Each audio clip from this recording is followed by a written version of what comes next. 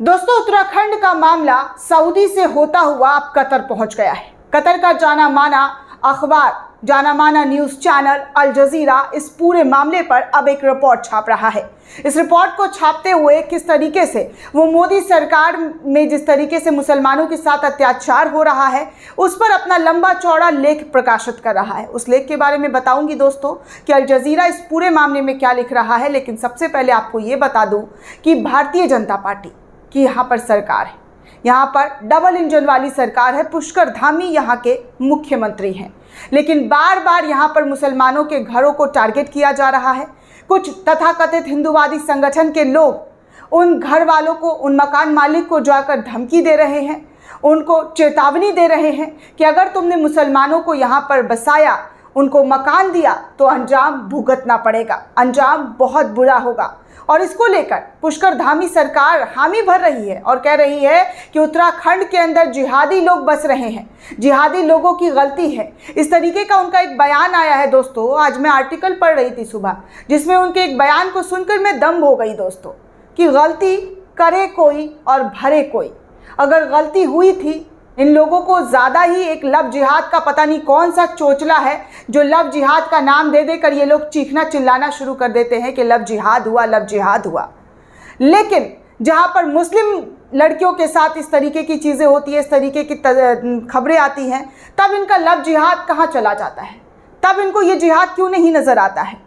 और सबसे बड़ी बात दोस्तों कि उत्तराखंड के एक पत्रकार ने, आप वो एपिसोड भी देखा होगा हमारे चैनल पर, कि किस तरीके से एक पत्रकार उत्तराखंड के ये कहते हुए नज़र आ रहे थे कि ये जो सैनी है उस लड़की का उससे प्रेम प्रसंग था, सैनी से, और उवैद उसके साथ घूमा करता था। उवैद की कोई गलती नहीं थी, सिर्फ गलती इतनी थी कि उवैद उसका नाम था, मुस्लिम नाम था, इस वजह से ये सब कुछ भुगतना पड़ा और पूरी की पूरी मुस्लिम कम्युनिटी को भुगतना पड़ रहा है। उवैद और सैनी को तो दोस्तों पुलिस ने हिरासत में ले लिया है, लेकिन पूरे मुस्लिम समुदाय को उत्तराखंड के अंदर कैसे प्रताड़ित किया गया, कैसे सब कुछ इस आंखों के सामने हुआ दोस्तों। आपने भी देखा, हमने भी देखा कि वहाँ पर 40 साल से, 30 साल से, 20 साल से रह रहे लोगों को अपना मकान, अपना घर छोड़ना पड़ा, अपना कारोबार छोड़ना पड़ा। लेकिन सरकार ने उफ नहीं किया, सरकार ने इस पर कोई कड़ाई से सख्ती नहीं बरती, सरकार ने उन लोगों को रोका नहीं जो अपने घर छोड़कर जा रहे थे, जो पलायन कर रहे थे। और सोशल मीडिया पर कुछ तथाकथित गैंग के लोग इसका जश्न मना रहे थे। किस बात का जश्न? मुसलमानों के घर उजड़ने का, मुसलमानों को घर से निकालने का। क्या हम ज़ॉम्बी हो गए हैं? क्या हम मृत हो गए हैं? सब कुछ देखकर भी ऐसे अनदेखा बन जाते हैं कि हमें कुछ नज़र ही नहीं आ रहा है कि देश में हो क्या रहा है, हालात कितने ख़राब हो रहे हैं, हालात कितने बद से बदतर हो रहे हैं।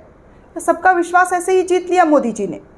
मोदी जी को क्या सिर्फ और सिर्फ अखबारों की सुर्खियों में ही छपने में मज़ा आता है, सबसे उत्तम, सबसे सर्वश्रेष्ठ देखने में, सुनने में, लिखने में मज़ा आता है, लिखवाने में मज़ा आता है। और जो उनके सामने, उनके राज्य में हुआ, क्या उन पर वो कुछ नहीं कर सकते थे? क्या उनके हाथ बंधे हुए थे जो वो इस पर कार्रवाई नहीं कर सकते थे? दोस्तों, वो देश के प्रधानमंत्री हैं, प्रधान सेवक हैं, 18-18 घंटा काम करते हैं देशवासियों के लिए। और उनसे इतना सा नहीं हुआ दोस्तों कि वहाँ पर हो रहे जुल्म को रोक लिया जाए, वहाँ पर हो रहे मुसलमानों के अत्याचार को रोक लिया जाए जो तथाकथित संगठनों के द्वारा हो रहा था। पहले तो सऊदी अरब की तरफ से कई ऑथर ने इस पूरे मामले को ट्वीट किया। अल जजीरा इस पूरे मामले पर लिख रहा है दोस्तों कि why Muslim are feeling a small town in Uttarakhand state. Bharat के उत्तराखंड राज्य में एक छोटे से शहर उत्तरकाशी में मुसलमान क्यों भाग रहे हैं, क्यों उनको डर लग रहा है, क्यों उनका पलायन करवाया जा रहा है? इस पूरे मामले पर जो है अल जजीरा की तरफ से दोस्तों लंबा चौड़ा आर्टिकल छापा गया है और पूरी कहानी बताई गई है कि कैसे मोदी राज्य में, मोदी शासन में जुल्म हो रहा है मुसलमानों पर। किस तरीके से जो हिंदुत्ववादी संगठन है, तथाकथित संगठन, बजरंग दल, विश्व हिंदू परिषद और तमाम जो संगठन है, वो सिर्फ आरोप लगता है कि 14 साल की हिंदू जो लड़की है उसको अगवा कर लिया गया था। ये लोग आरोप लगाते हैं और इस आरोप लगाने के बाद पूरा का पूरा जो कुनबा है इनका, पूरा का पूरा जो तथाकथित संगठन है वो पूरी तरीके से जो है एक्टिव हो जाता है और एक लड़का जिसका नाम उवैद होता है उस पर टूट पड़ता है।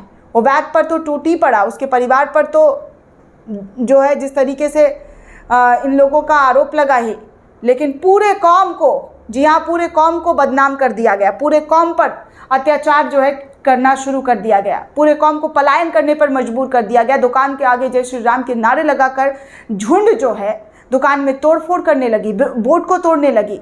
आखिर यही है राम राज्य? क्या इसे राम राज्य कहते हैं?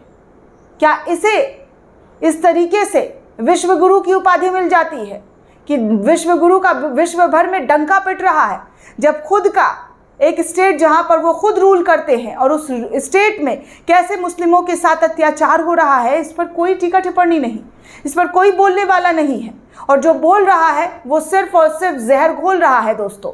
और जहर घोलने का नतीजा आपके सामने है कि मुस्लिमों का पलायन हो गया और मुसलमानों का फिर 18 तारीख को महापंचायत का ऐलान किया गया है।